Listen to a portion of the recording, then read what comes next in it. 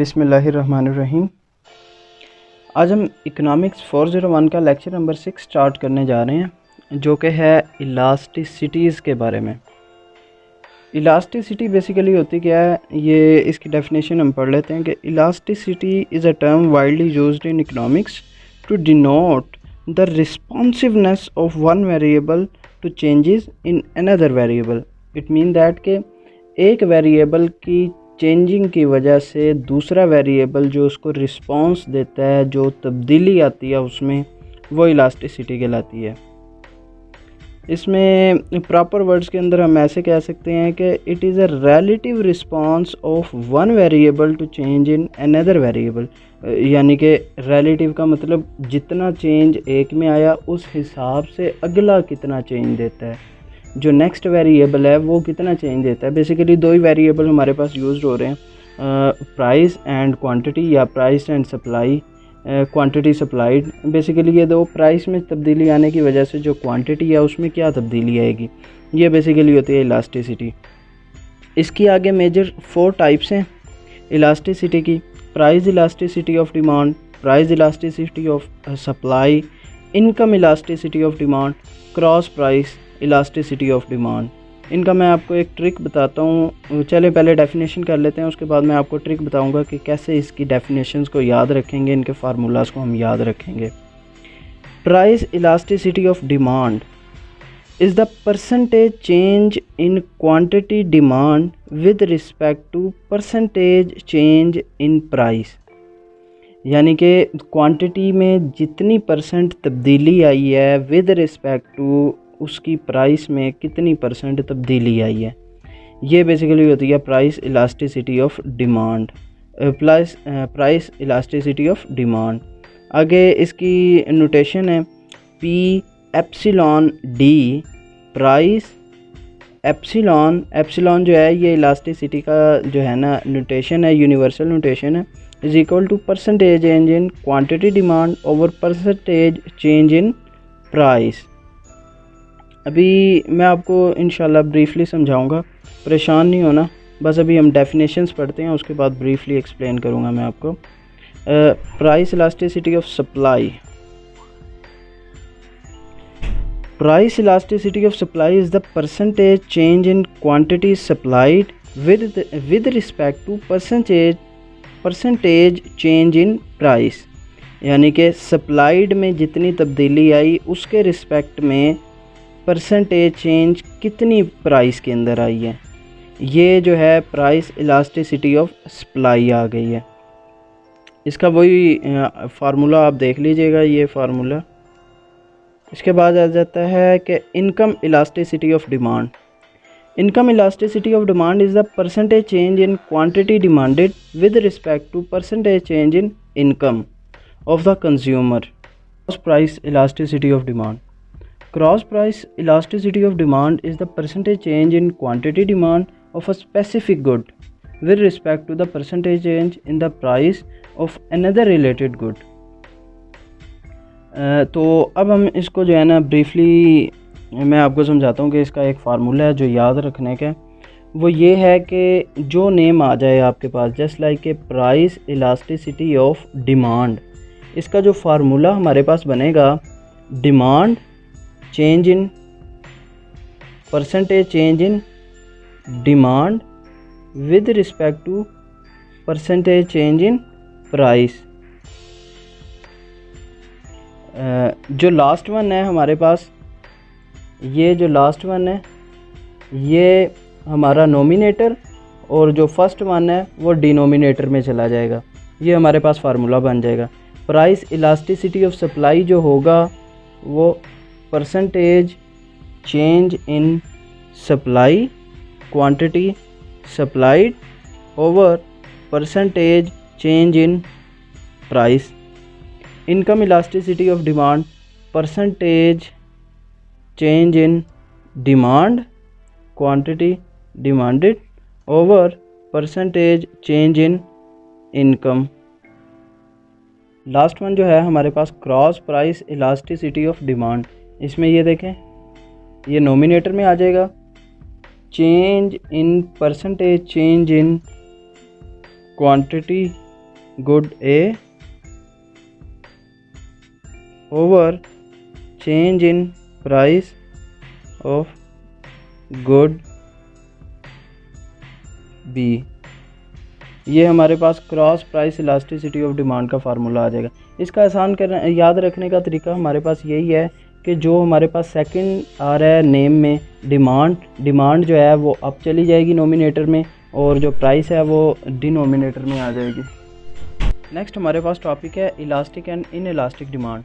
Elastic and in elastic demand को समझने के लिए हम ये ग्राफिकल रिप्रेजेंटेशन देखते हैं कि जब भी प्राइस की तब्दीली की वजह से, कम तब्दीली की वजह से क्वांटिटी में ज़्यादा चेंजिंग आए, मीन टू से दैट के प्राइस जो है, इसमें देखें इस ग्राफ में आप, प्राइस में कम तब्दीली आई बनिस्बत इसके, मैं परफेक्टली तो नहीं बना सकता था, बहरहाल कोशिश की है।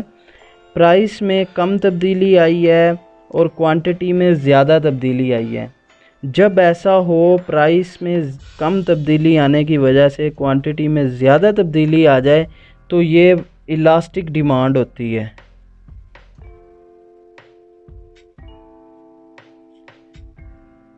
प्राइस में तब्दीली कम, क्वांटिटी में ज़्यादा, और जब प्राइस में ज़्यादा तब्दीली आए लेकिन क्वांटिटी जो है वो कम तब्दील हो, ये देखें प्राइस में जो तब्दीली आई है ये बहुत ज़्यादा है, लेकिन क्वांटिटी में जो तब्दीली आई है ये कम तब्दीली आई है, तो इसको कहते हैं इन इलास्टिक। और थर्ड वन हमारे पास एक और है जिसको हम यूनिटरी कहते हैं। वो उस वक्त होती है कि जब प्राइस में जितनी परसेंट तब्दीली आई है उसी परसेंटेज के हिसाब से क्वांटिटी में तब्दीली आए। मीन टू से दैट कि अगर प्राइस हमारी 10 रुपये से 5 रुपये पे गई है तो क्वांटिटी हमारी 5000 से 2500 आनी चाहिए। हमारी 10 रुपये से प्राइस जो है वो इंक्रीज़ हुई है 20 पे, प्राइस बढ़ी है तो क्वांटिटी जो है वो हमारी ये तकरीबन डबल हो गई है। हमारे पास जो प्राइस है ना वो डबल हो गई है। पहले 10 रुपये के हिसाब से हमारी जो क्वांटिटी थी वो 5000 थी, अब प्राइस डबल हुई है तो ये जो है डबल से कम हो जाएगी, यानी कि 2500 हो जाएगी। 10 से 20 पे प्राइस गई है तो क्वांटिटी हमारी जो है वो 5000 से 2500 पे आ गई। ये यूनिटरी होती है कि जितनी प्राइस तब्दीली आई है उसी हिसाब से जो क्वांटिटी है उसमें तब्दीली आई है। अब यहाँ पे एक बात लिखी हुई है कि स्लोप जो है वो बड़ा डिटरमिन करती है इलास्टिसिटी और इन इलास्टिसिटी को।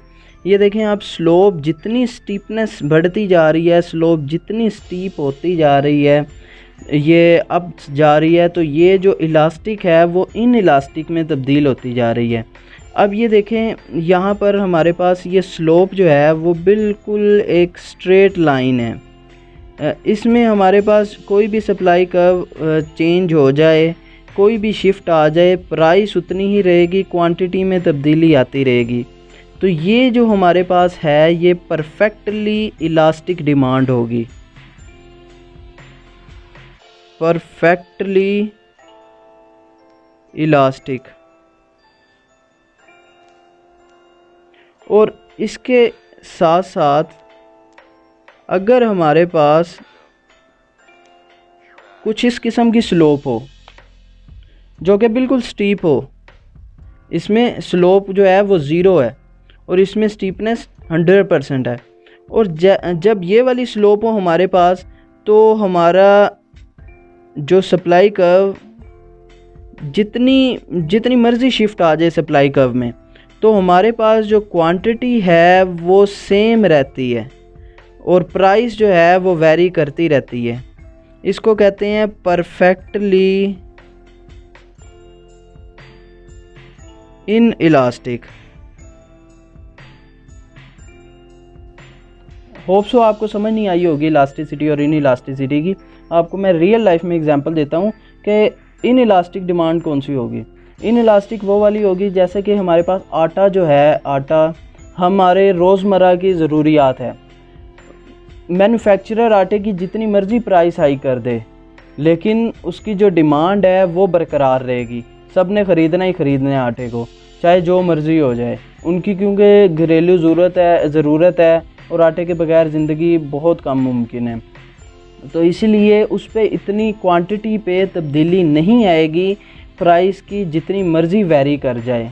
इसके बरक्स हमारे पास जो है, अगर कोई एक फ़्रूट ले लें, बिलफर्ज हम ले लेते हैं एप्पल, तो अगर एप्पल की प्राइस में तब्दीली आती है तो प्राइस हाई होती है, तो बाज़ लोग हमारे जो मिडिल क्लास तबके हैं, मैक्सिमम हमारी जो पाकिस्तान की आबादी है वो मिडिल क्लास है, मिडिल क्लास तबके जो हैं वो उसको इतना परचेज़ नहीं करेंगे क्योंकि उसके बगैर ज़िंदगी मुमकिन है। तो वो क्वांटिटी में बहुत ज़्यादा तब्दीली आ जाएगी, उसकी जो परचेज़ है वो बहुत कम हो जाएगी, जिसकी वजह से वो जो है वो इलास्टिक डिमांड हो जाएगी। परफेक्टली इलास्टिक और परफेक्टली इन इलास्टिक जो है वो तो ये बस फिनोमिना ही है, एग्जिस्ट रियल में नहीं करती वैसे बेसिकली।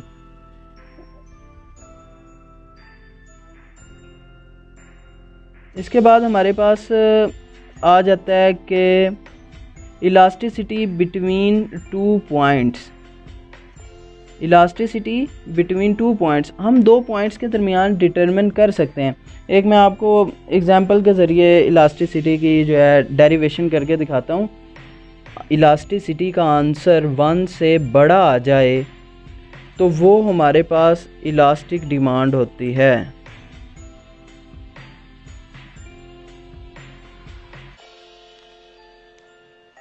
अगर हमारे पास आंसर 1 से बड़ा आ जाए तो वो इलास्टिक डिमांड होती है।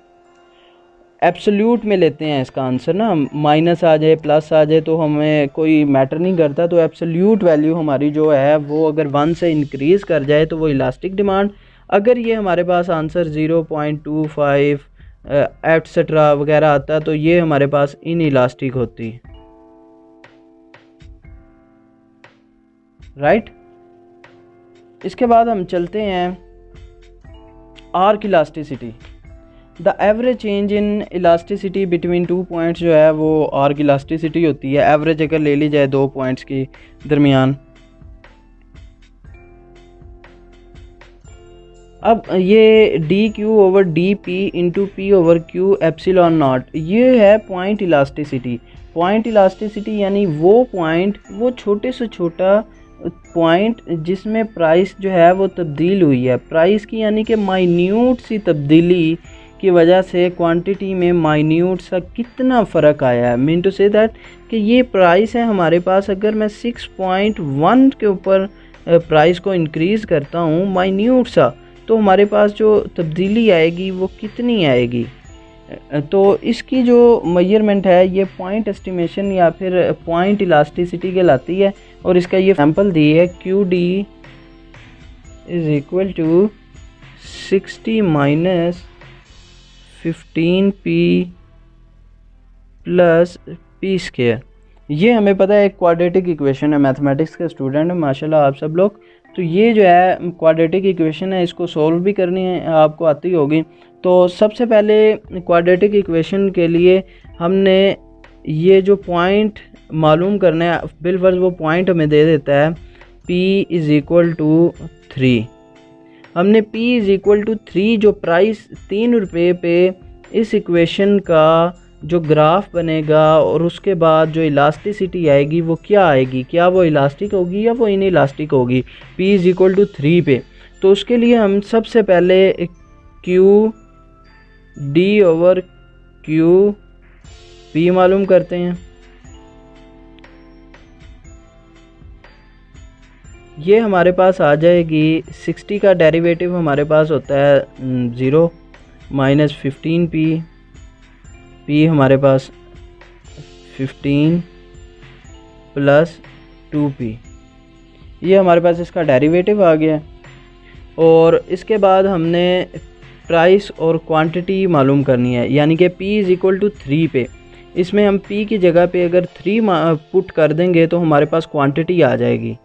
Quantity q is equal to 60 minus 15 into 3 plus 3 square. 60 -45 + 9 and this is equal to 15 + 9 24। तो हमारे पास जो Q आई है, क्वांटिटी आई है, वो 24 आई है। अब उस फार्मूला में हम पुट करेंगे तो हमारे पास आंसर आएगा dQ/dP का आंसर हमारे पास ये है और ये हमारे पास आंसर आ जाएगा epsilon is equal to -15 + 2P। P की जगह पे हम पुट कर देते हैं 3 को पुट कर देते हैं और इनटू P/Q 3 / 24 -15 + 6 इंटू 3 / 24। कैलकुलेशन की है तो हमारे पास आंसर आया है -1.125।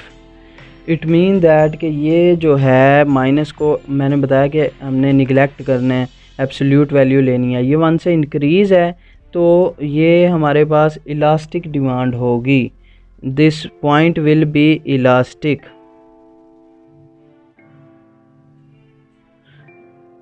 ये पॉइंट हमारे पास इलास्टिक होगा। उम्मीद है आपको लेक्चर समझ लग गई होगी। मैंने ज़्यादा टाइम इसलिए लगाया कि आपको समझ लग जाए। इंशाल्लाह अगले तमाम लेक्चर्स में हमें जो है वो आसानी होगी, क्योंकि जो लेक्चर नंबर 7 है वो इसकी कंटिन्यूशन है और जो लेक्चर 8 है वो भी कंटिन्यूशन है। अगर आपने इस लेक्चर को समझ लिया तो इंशाल्लाह आगे कोई मसला नहीं आएगा। सब्सक्राइब कीजिएगा और शेयर कीजिएगा लेक्चर को। अल्लाह हाफिज़।